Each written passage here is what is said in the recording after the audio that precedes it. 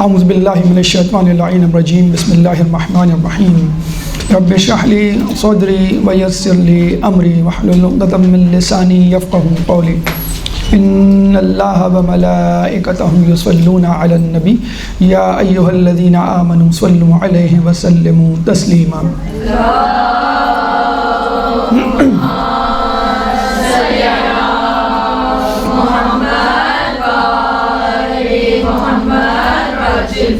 پچھلے درس میں ہم نے حسد اور اس کے علامات کے حوالے سے آپ کے سامنے گفتگو رکھی، اور اب حسد کے اثرات یعنی نتائج جو ایک حاسد کو بھگتنے ہوتے ہیں اس حوالے سے کچھ گفتگو کریں گے۔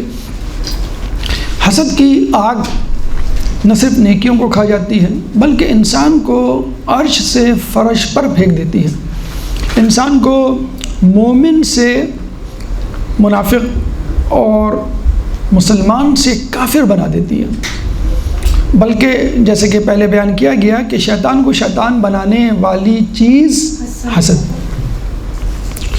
تو اس حوالے سے مولا فرماتے ہیں کہ جو حسد کا دلدادہ ہوتا ہے مصیبت اس کی دلدادہ ہوتی ہے، یعنی جو حسد کو پسند کرتا ہے مصیبت اس کو پسند کرتی ہے، جو حسد کی طرف پیش رفت کرے گا مصیبت اس کی طرف پیش رفت کرے گی، جو حسد کی طرف جائے گا مصیبت اس کی طرف آئے گی۔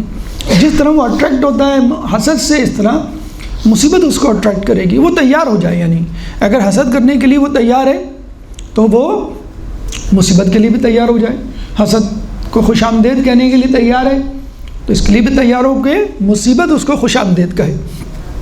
پھر دوسری حدیث، میں نے حاسد سے بڑھ کر کوئی ایسا ظالم نہیں دیکھا جو مظلوم سے مشابہ ہو۔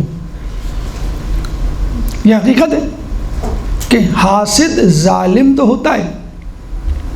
اچھا ہم یہ بتا دیں آپ کی قلم کی رفتار کو دیکھتے ہوئے، یہ پرنٹ آؤٹ کے فارم میں تو نہیں، واٹس ایپ میسیج کے فارم میں PDF فائل کے فارم میں آپ کو پہنچ جائے گا واٹس ایپ پہ، اگر آپ چاہیں تو لکھ لیں، ورنہ انشاءاللہ جو گفتگو ہو رہی ہے وہ آپ تک میسیج کی فارم میں PDF فائل کی فارم میں پہنچ جائے گی۔ ایک درود پڑھ دیں محمد والے محمد۔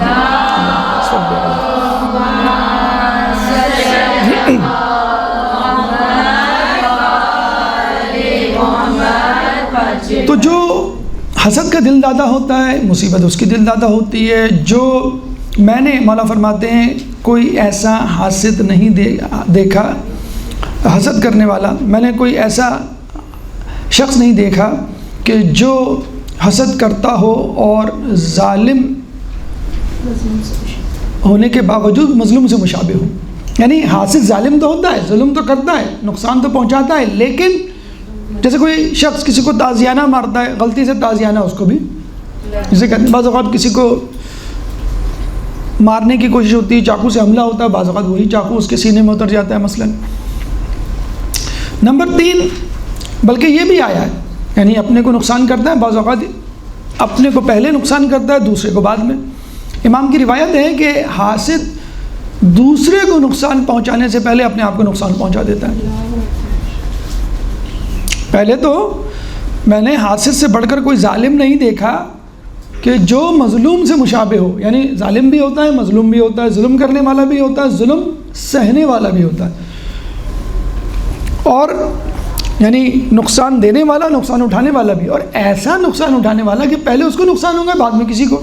جیسے شیطان، آدم علیہ السلام کو بعد میں جنت سے نکالا گیا، شیطان کو اللہ کے دربار سے پہلے نکالا گیا۔ آدم تو واپس آ گئے یا آ جائیں گے، یعنی توبہ قبول ہو گئی، اللہ کی بارگاہ میں واپس آ گئے، اللہ کی جنت میں انشاءاللہ اپنی نسل سمیت واپس آ جائیں گے، لیکن شیطان ہمیشہ کے لیے راندہ درگاہ۔ پھر چوتھی حدیث کے بخیل کو سکون نہیں اور حاسد کو لذت نہیں۔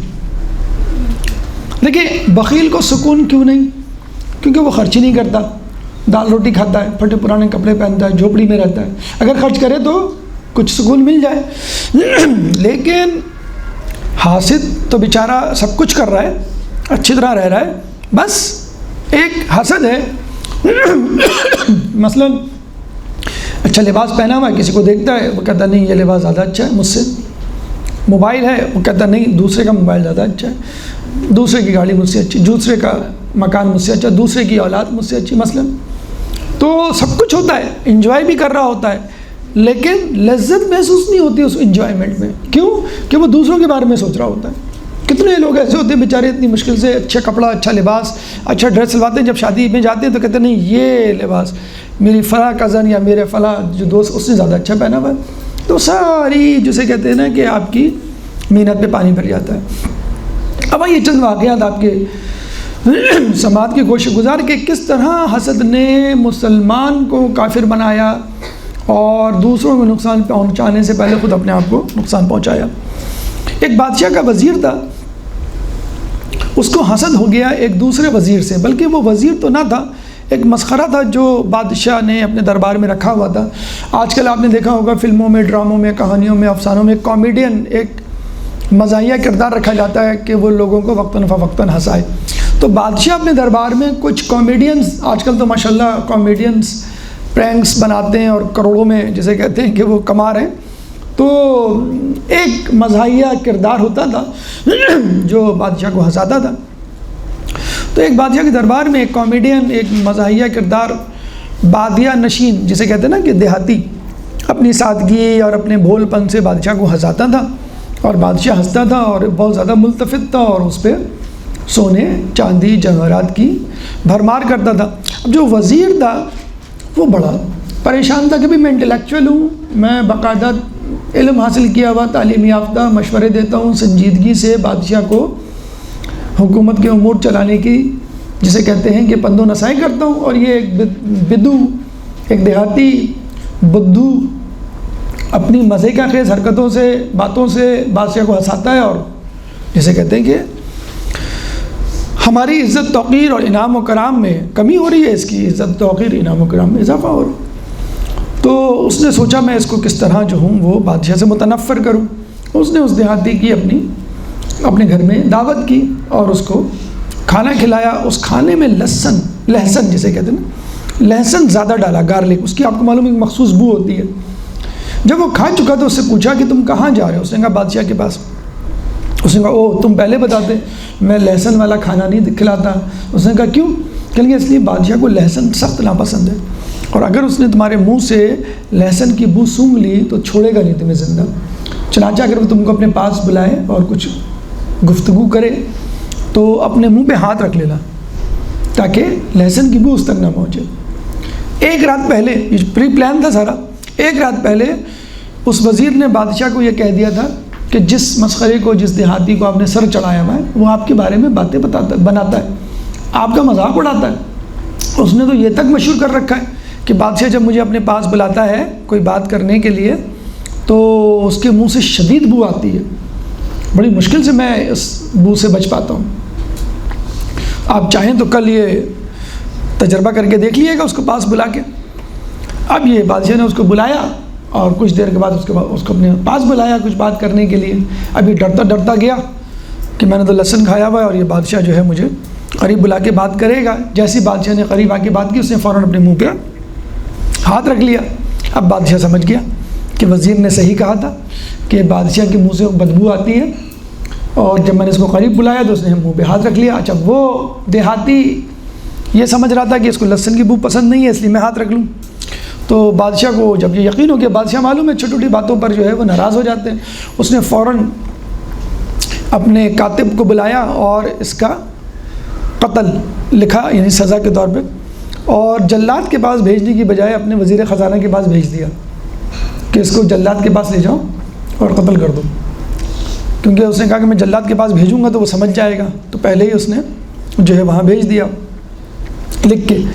جب یہ جانے لگا تو جو وزیر راستے میں بیٹھا ہوا تھا اس نے دیکھا یہ جلاد کی بجائے وزیر خزانہ کے پاس جا رہا ہے. تو اس کا مطلب یہ ہوا کہ بادشاہ نے سزا دینے کی بجائے اس کو کچھ انعام دینے کا فیصلہ کیا ہے. اور یہ بہت غصہ اور سٹ پٹایا، تو اس نے کہا کہ یہ تو ساری اسکیم فیل ہو گئی، کم از کم میں انعام تو لے لوں جو یہ لینے جا رہا ہے. تو اس نے دیہاتی کو راستے میں روک کے کہا تم کہاں جا رہے ہو؟ کہنا مجھے فلاں وزیر کے پاس بھیجا ہے بادشاہ نے.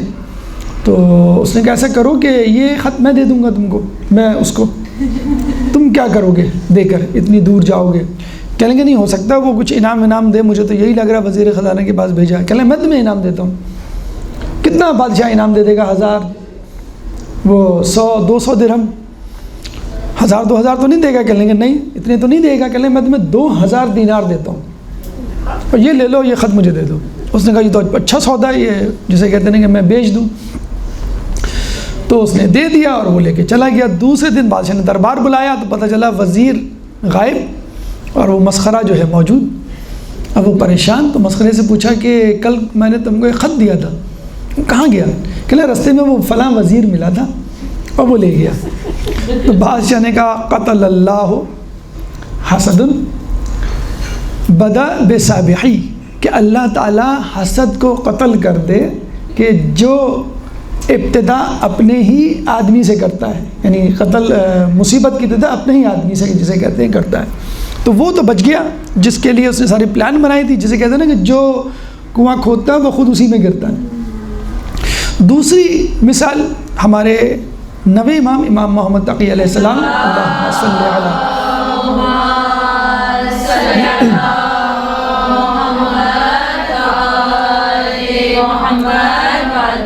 بہت مشہور واقعہ آپ نے شاید سنا بھی ہو کہ اس زمانے کا قاضی القضا تھا احمد ابن ابی داؤد. وہ محل میں موجود تھا. ایک چور کو لایا گیا. بادشاہ نے کہا بھائی اس کی سزا کیا ہوگی چور کی؟ تو قاضی القضا چیف جسٹس جسے کہتے ہیں، اس نے کہا کہ بھائی قرآن میں ہے السارق والسارقۃ یقطعوا ایدیہما، چور ہو کہ چورنی ان کے ہاتھ کاٹو، یعنی چور کا ہاتھ کٹے گا. سورہ مائدہ آیت نمبر 38 چیپٹر 5 ورس نمبر 38. تو اچھا اب یہ بات ہاتھ تو کٹے گا لیکن ہاتھ کہاں تک کٹے گا؟ تو اس نے سورہ مائدہ آیت نمبر 6 پڑھی کہ فَامْسَحُوا بِوُجُوهِكُمْ وَأَيْدِيكُمْ، کہ تم مسح کرو چہرے کا اور ہاتھ کا. کب؟ جب تم پانی نہ پاؤ. سورہ مائدہ میں چہرے کو اور ہاتھ کو دھونے کے بعد اور سر کا اور پیر کا مسح کرنے کے بعد کی جو آیت ہے کہ جب تمہیں پانی نہ ملے تو مٹی سے، پاک مٹی سے تیمم کرو. اور کیسے کرو؟ فَامْسَحُوا بِوُجُوهِكُمْ وَأَيْدِيكُمْ، کہ تم مسح کرو اپنے ہاتھ کا اور اپنے چہرے کا. تو میرے حساب سے کیونکہ ہم مسح ہتھیلی سے کرتے ہیں اس لیے ہاتھ جو ہے وہ ہتھیلی سے کاٹا جانا چاہیے. اب وہاں پہ ایک اور وزیر بیٹھا ہوا تھا، اس نے کہا نہیں، اسی آیت میں اگر آپ شروع سے پڑھیں سورہ مائدہ کی آیت نمبر 6 تو اللہ تعالیٰ فرماتا ہے فَاغْسِلُوا وَوْجُوهَكُمْ وَأَيْدِيَكُمْ إِلَى الْمَرَافِقِ، کہ تم دھو اپنے چہرے کو اور اپنے ہاتھوں کو کوہنیوں تک. تو اس کا مطلب ہے دھونا کوہنیوں تک ہے اور یہ مقدم ہے. اگر پانی نہ ملے تو پھر ہم مسح کریں گے. تو یہ اصل ہے، وہ اس کی فرع ہے. چنانچہ ہمیں ہاتھ جو ہے وہ کوہنیوں سے کاٹنا چاہیے. اب دو گروہ بن گئے، ایک کہتا تھا کہ ہتھیلی سے کاٹا جائے ہاتھ، ایک کہتا تھا کوہنی سے کاٹا جائے. اب پریشان بادشاہ کہ کیا کرے؟ تو کہا کہ بھائی مشکل کشا کے جو فرزند ہیں ان کو بلاؤ، وہ اس مشکل کو حل کریں گے. جب وہ آئے تو انہوں نے کہا کہ ہاتھ نہ تو ہتھیلیوں سے کٹیں گے نہ ہی کوہنی سے، بلکہ 4 انگلیاں کاٹی جائیں گی. تو بادشاہ نے کہا دلیل میں حدیث پیش کی کہ جس میں رسول نے فرمایا کہ اعضائے سجدہ 7 ہیں، پیشانی، 2 ہاتھ، 2 گھٹنے، 2 پاؤں.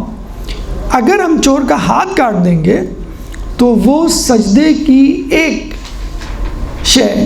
عضو سے محروم ہو جائے گا اور وہ سجدہ نہیں کر پائے گا. حالانکہ اللہ تعالیٰ قرآن میں فرماتا ہے ان المساجد للہ، سورہ جن آیت نمبر 18، سورہ جن قرآن کا 72واں سورہ ہے، چیپٹر 72 ورس نمبر 18. ان المساجد للہ، بے شک عضو یا سجدے کی جگہیں، مساجد سجدہ کرنے کی جگہ یعنی مسجد کی جمع ہے مساجد. تو اہل سنت حضرات اس کو فقط مسجد لیتے ہیں جو ہم جہاں نماز پڑھتے ہیں، حالانکہ مسجد سجدہ سے نکلا ہے نا، سجدہ کرنے کی جگہ. مسجد اور مساجد جمع. ان المساجد للہ، تو سجدہ کرنے کی جگہیں مقام بھی ہو سکتا ہے اور وہ خود وضو بھی ہو سکتا ہے. سجدہ کرنے کی جگہیں یعنی یہ جو 7 جگہیں ہیں یہ اللہ کے لیے ہیں. چنانچہ ہاتھ انگلی سے کٹے گا تاکہ اس کے اعضائے سجدہ میں سے ایک عضو جو ہیں وہ باقی رہے، اور امام نے اس کو باقاعدہ قرآن سے ثابت بھی کیا. جب قاضی القضاء نے یہ دیکھا تو کہتے ہیں 3 دن تک وہ حسد کی آگ میں جلتا رہا کہ میری بے عزتی ہو گئی. اور وہ بے عزتی چلی رہی تھی ماشاءاللہ بہت پہلے سے، جب سے امام تقی، بلکہ ہمارے ہر امام کو دیکھا جائے حسد کے مارے ہی قتل کیا گیا. تو اس نے ایک دن جا کے، بلکہ تیسرے دن جا کے بادشاہ کو کہا کہ آپ کو معلوم نہیں، پوری سلطنت میں یہ بات مشہور ہے کہ پہلے تو وزراء اور قاضی القضاء اس قابل نہیں تھے، اب تو ہم یہ سمجھتے ہیں خود بادشاہ اس قابل نہیں ہے کہ اپنی کرسی پہ رہے، امام کو ہونا چاہیے بادشاہ کی کرسی پہ. جب بادشاہ نے یہ سنا تو وہ چراغ پا ہو گیا. اب تک تو وہ سمجھ رہا تھا کہ وزیر کی جگہ لے رہے ہیں، جب اس کو پتہ چلا کہ میری جگہ لے رہے ہیں تو آپ کو معلوم ہے بادشاہ کا کیا ری ایکشن ہوتا ہے. تو اس نے ان کو شہید کروا دیا. تو آپ نے دیکھا قتل کرنے سے بھی انسان دریغ نہیں کرتا جو انسان کا حسد ہوتا ہے. جو ایک روایت ہمارے 8ویں امام سے بہار میں موجود ہے، اللہم صلی علی محمد.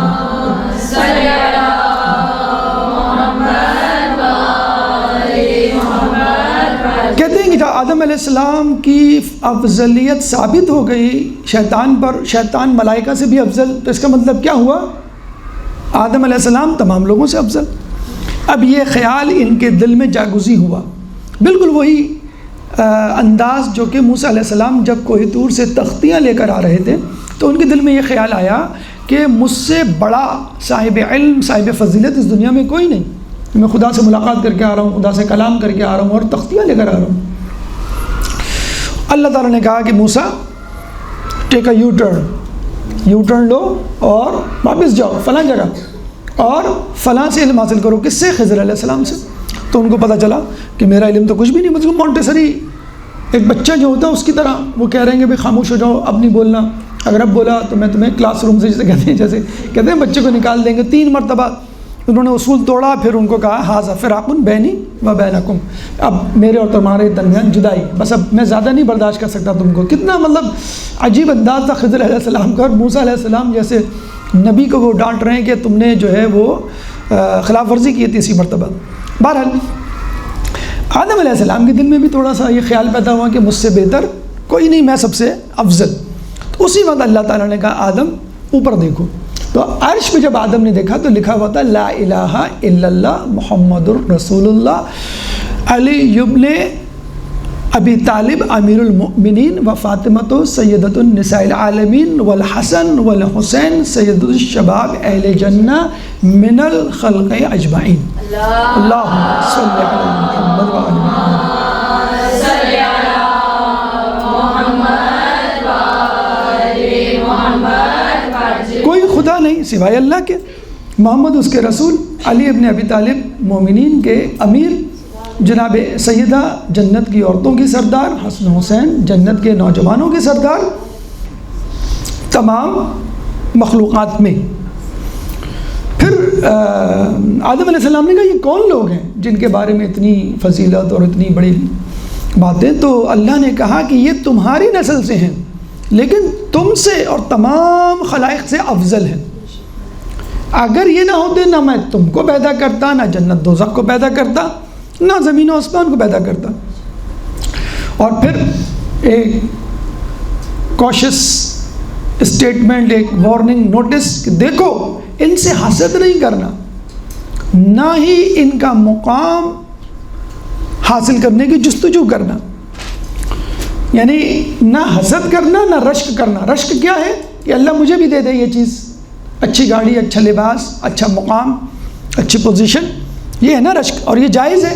لیکن اہل بیت کے لیے یہ ناجائز ہے. اہل بیت کے مقام کی تمنا کرنا حرام ہے کہ اللہ ہمیں بھی پنجتن پاک نعوذ باللہ یا چاردہ معصوم، وہ مقام یہ رشک یہاں پر نل اینڈ وائڈ ہے. تو اللہ نے حسد سے بھی منع کیا.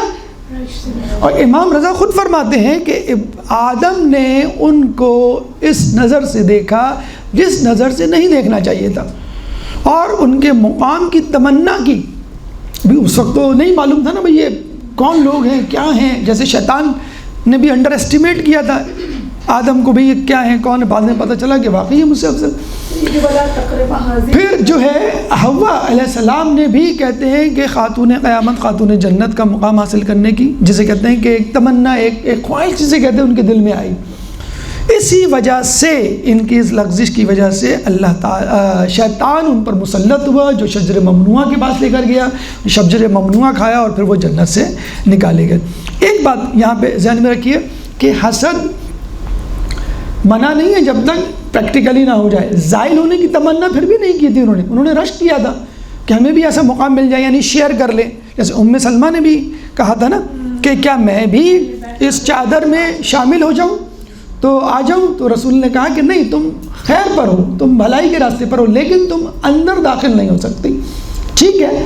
اور لوگ ان کے ساتھ جائیں گے جنت میں، ان کے چاہنے والے تو ضرور ہیں، لیکن ان کا مقام نہیں، تو مقام کی تمنا بھی غلط ہے، حرام ہے۔ تو کہنے کا مقصد یہ ہے کہ آدم علیہ السلام نے جو تمنا کی کاش میں بھی ایسا ہو جاؤں، تو بھی اللہ کو یہ ترک اولا کہلائے گا، جسے کہتے ہیں گناہ نہیں کہلائے گا، لغزش یا خطا نہیں کہلائے گا۔ شجر ممنوعہ تک جانا بھی ترک اولا تھا، تو وہ ترک اولا کا سبب کیا تھا؟ وہ تمنا۔ امام رضا بہار الانوار کی روایت کے مطابق وہ تمنا کہ کاش میں بھی یہ مقام، حالانکہ اللہ نے منع کیا تھا کہ ان سے حسد نہیں کرنا اور ان کے مقام کی تمنا بھی نہیں کرنا۔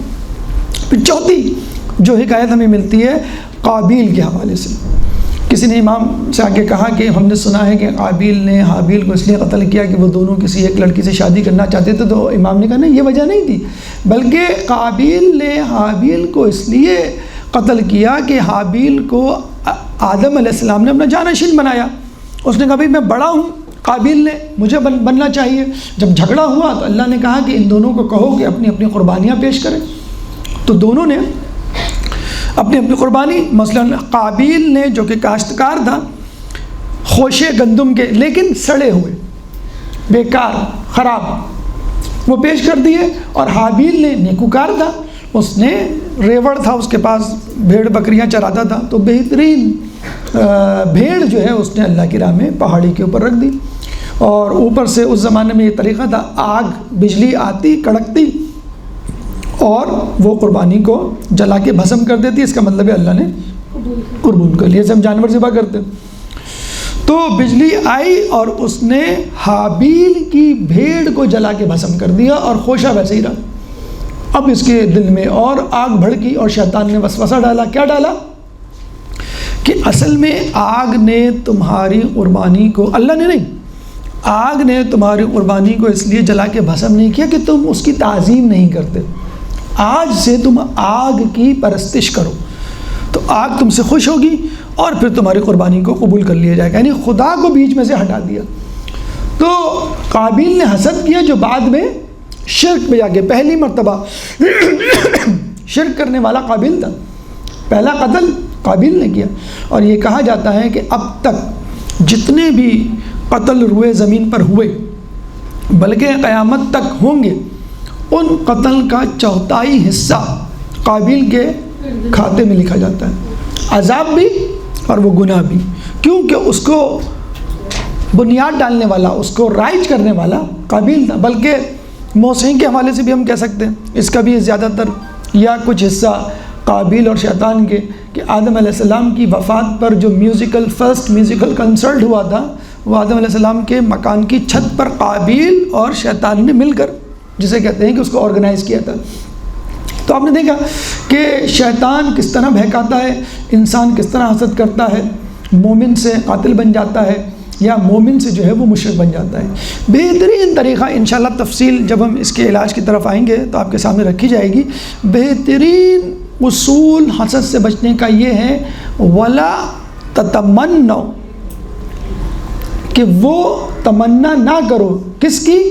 کہ جو ما فضل اللہ تعالیٰ نے بہا، اپنی طرف سے دی ہے، بعضکم علی بعض، تم لوگوں کو کچھ لوگوں کی بنسبت، یعنی اللہ نے کسی کو طاقتور بنایا ہے، کسی کو دولت مند بنایا ہے، کسی کو علم والا بنایا ہے، کسی کو سادات گھرانے میں پیدا کیا، کسی کو اہل بیت گھرانے میں پیدا کیا، کسی کو بہتر سہولیات سے آراستہ کیا۔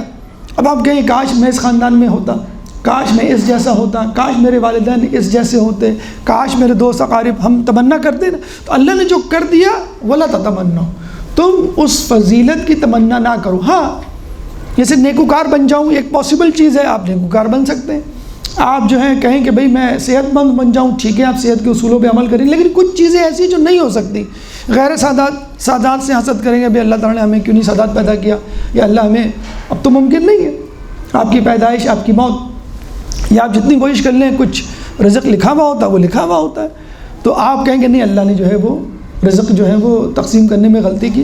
تو اللہ نے جب دے دیا فضل تو دے دیا، اسی لیے ہم دیکھتے ہیں کہ اگر ہم، یہ تو عمومی اثرات تھے، اگر ہم خصوصی اثرات یا روحانی اثرات کے حوالے سے بات کریں تو اہل کتاب ہوں، اہل یہود ہوں، مشرکین ہوں، منافق ہوں، انہوں نے بھی اپنے اپنے انداز سے مسلمانوں پر حسد کیا ہے۔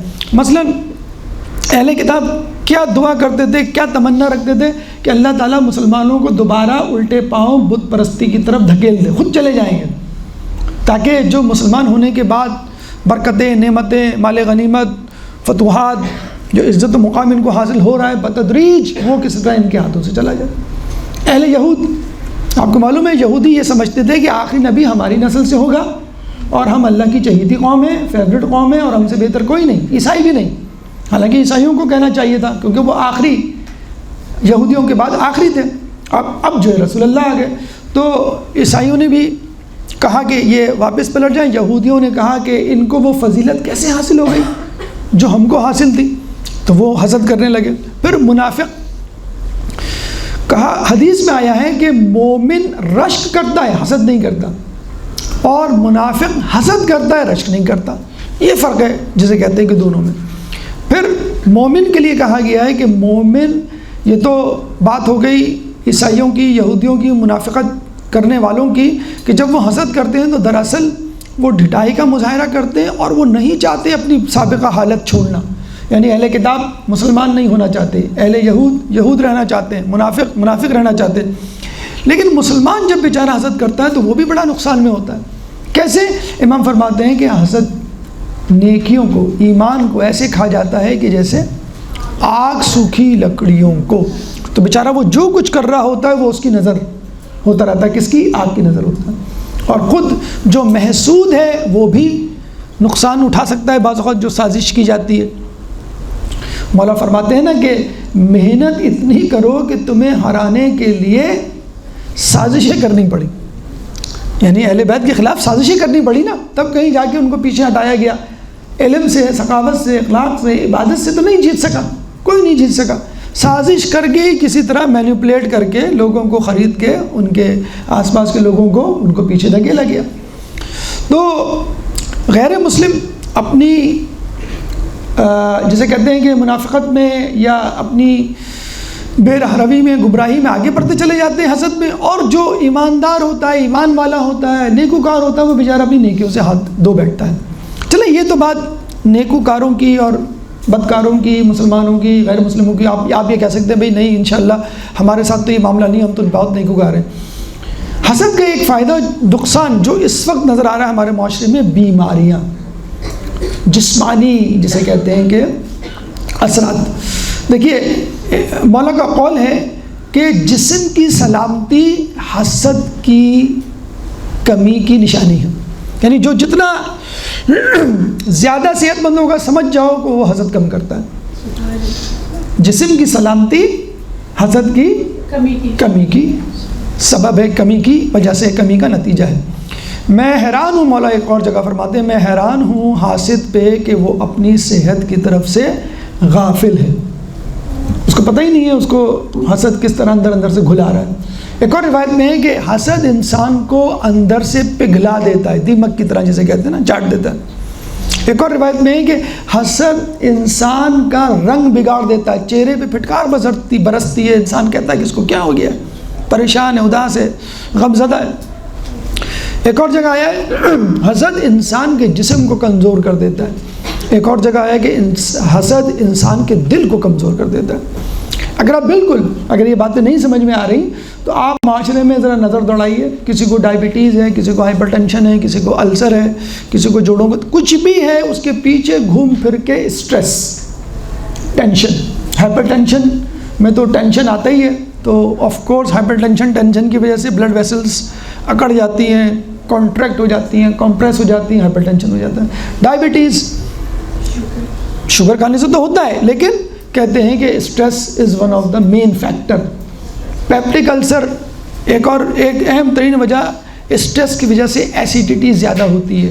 اسٹریس جس کو ہوتا ہے وہ کھاتا بھی زیادہ ہے، چاکلیٹ وغیرہ کہتے ہیں کہ زیادہ کھاتے ہیں ایسے لوگ، اور اس سے ٹینشن اسٹریس کم ہوتا ہے اور لیکن السر ہو جاتا ہے۔ آج کل کی جو بیماریاں ہیں، اچھا پھر ہائپر ٹینشن ہوا، پھر ہائپر ٹینشن سے خون کی نالیاں سکڑی، ہلکا سا بھی پریشر بڑھا، آپ نے کوئی خبر سن لی کسی کے پاس ہونے کی، کسی کی شادی کی، کسی کی ترقی کی، تو ایک دم سے غصے میں انسان آ جاتا ہے۔ تو اس سے کہتے ہیں کہ خون کی جو باریک نالیاں برین کی ہوتی ہیں جب وہ پھٹتی ہیں تو برین ہیمریج، اور ہارٹ میں ہارٹ اٹیک، یہ brain haemorrhage, heart attack, angina, M آئی کتنا کامن ہے، شوگر کتنی کامن ہے۔ آج آپ stress, tension, that is because of حسد، جیلسی کی وجہ سے وہ نکال دیں تو یہ سب بیماریاں آدھی سے زیادہ ختم ہو جائیں۔ تو حسد نہ صرف روحانی طور پہ خطرناک ہے، حسد جسمانی طور پہ بھی خطرناک ہے۔ اور آخر میں اگر آپ دیکھیں، یہ تو ہم نے انفرادی اجتماعی معاملات کی بات کر لی، اگر آپ اسلام میں تفرقے رکھنا، تنزلی کی ابتدا دیکھیں تو اس کی وجہ ہی حسد۔ تاریخ طبری جلد نمبر 1، ایک شخص نے ابن مسعود سے کہا کہ میں نے سنا ہے کہ آپ لوگوں کو یہ کہتے پھر رہے ہیں کہ لوگوں نے خلافت کو ہم سے ظلم اور حسد کی وجہ سے چھینا۔ تو ابن عباس نے کیا کہا؟ ابن عباس نے کہا کہ جہاں تک بات ہے ظلم کی وہ تو سب پر عیاں ہیں، اور جہاں تک بات ہے حسد کی تو ہم آدم علیہ السلام کی اولاد ہیں، اگر محسود ہوں تو اس میں حیرت کی کیا بات؟ اگر کوئی ہم سے حسد کرے تو آدم پہ بھی تو حسد کیا گیا، اور جس وجہ سے کیا گیا وہی وجہ ہمارے ساتھ بھی۔ بلکہ سوال کرنے والے نے یہ پہلے کہا کہ لوگوں نے تم لوگوں میں بنی ہاشم میں خلافت رکھنے سے اس لیے انکار کیا کہ لوگ نہیں چاہتے کہ نبوت اور خلافت ایک جگہ جمع ہو جائے۔ تو بات یہ، اس کا مطلب ہے بات وہی ہو گئی کہ وہ نہیں چاہتے بھی نبوت میں تو بڑھ گئے، اب تو ہمارا اللہ سے کوئی راستہ تو نہیں ہے، رابطہ تو نہیں ہے کہ ہم نبوت کینسل کروا دیں، ہاں خلافت پہ تو قبضہ کر سکتے ہیں۔ تو یہ حسد تھا جس کی وجہ سے مولا علی کا جو حق خلافت ہے وہ غصب کیا گیا۔ پھر کربلا میں آ کے آپ دیکھیں کیا تھا عمر سعد کے پیچھے موٹیویشنل فیکٹر جس نے اس کو دھکیلا کربلا کی جنگ میں؟ شمر ذل جوشن کا حسد۔ وہ کربلا کے میدان میں آنے تک کنفیوز تھا کیا کروں کیا نہ کروں، اور اس نے خط لکھا ابن زیاد کو کہ امام کہہ رہے ہیں کہ مجھے چھوڑ دو، کہیں اور جانے دو، ٹھیک ہے، میں اپنی طرف سے لکھ دیا اس نے۔ تو شمر کھڑا ہوا تھا ابن زیاد کے پاس، تو اس نے کہا کہ مجھے لگتا ہے یہ ڈر گیا ہے، آپ مجھے بھیجیں، میں دیکھتا ہوں امام کیسے جاتے ہیں وہاں سے۔ تو ابن زیاد نے لکھ کے بھیج دیا کہ اگر تم یہ کام نہیں کر سکتے تو سپہ سالاری شمر کو دے دو، اور جو انعام تمہارا تھا اب وہ شمر کو ملے گا، یعنی رائے کی گورنری۔ کہتے ہیں عمر سعد اس حسد کی وجہ سے دوبارہ پلٹ گیا کہ میں رائے کی گورنری تجھے نہیں دوں گا، تجھے نہیں لینے دوں گا، اور پھر جو ہے وہ یہی تو بات تھی جب خولی سے پوچھا گیا کہ تو بی بی سکینہ کے گوشوارے چھین رہا ہے، رو بھی رہا ہے، تو اس نے کہا کہ رو اس لیے رہا ہوں کہ اہل بیت کے خانوادے کی بچی ہے، اور چھین اس لیے رہا ہوں کہ میں نہیں چھینوں گا تو کوئی اور چھین لے گا۔ یعنی گوشوارے پہ حسد، رہ کی گورنری پہ تو حسد تھا، گوشوارے پہ حسد۔ عمر سعد سے اتنی مرتبہ مذاکرات ہوئے امام کے، نہیں مانا۔ امام نے ایک یہ کہتے ہیں نا کہ آخر میں آپ کسی سے پوچھتے ہیں بھائی سیریسلی بتاؤ مسئلہ کیا ہے، تو امام نے آخر میں اس سے پوچھا آخر مسئلہ کیا ہے جس کی وجہ سے تو میرے قتل کے در پہ ہے، یعنی کھل کے بتا۔ تو عمر سعد نے کیا کہا تھا؟ لے بغض لابیک، اس بغض، اس حسد کی وجہ سے جو تیرے باپ کا میرے دل میں ہے۔ تو یہ بغض علی تھا جس نے خلافت علی کو علی سے دور رکھا، یہ بغض علی تھا کہ جو کربلا میں امام حسین کے سامنے آیا اور ان کو قتل کرنے پر جسے کہتے ہیں کہ شقی بنا اور ان کو شہادت کے مرتبے پہ رائز کیا۔ اللہ تعالیٰ سے دعا ہے کہ جو کچھ پڑھا سنا اس پہ عمل کرنے کی توفیق عطا فرما۔ اللہ تعالیٰ سے دعا ہے کہ ہم سب کو حسد کی بیماری سے دور رہنے کی توفیق عطا فرما۔ اللہ تعالیٰ سے دعا ہے کہ جو پریشان حال ہیں ان کی پریشانی کو دور فرما، جو بے روزگار ہیں ان کو رزق حلال عطا فرما، جو بے روزگار ہیں ان کو رزق حلال عطا فرما، جو رزق حلال کما رہے ہیں ان کے رزق حلال میں برکت عطا فرما، جو مقروض ہیں ان کے قرضوں کو عطا فرما، جو زندان میں ان کو رہائی عطا فرما، جو گمنام گمشدہ ہیں ان کو ان کے پیاروں سے ملا، جو سفر میں ان کو منزل عطا فرما، کرونا جیسی متعدی بیماری سے ہم سب کو محفوظ فرما، امام کے ظہور میں تعجیل فرما، ہمیں ان کے انصار و اعوان میں شامل فرما۔ ربنا تقبل منا انک انت السمیع العلیم وتب علینا انک انت التواب الرحیم برحمتک یا ارحم الراحمین۔ اللہ صلی علی محمد و آل محمد۔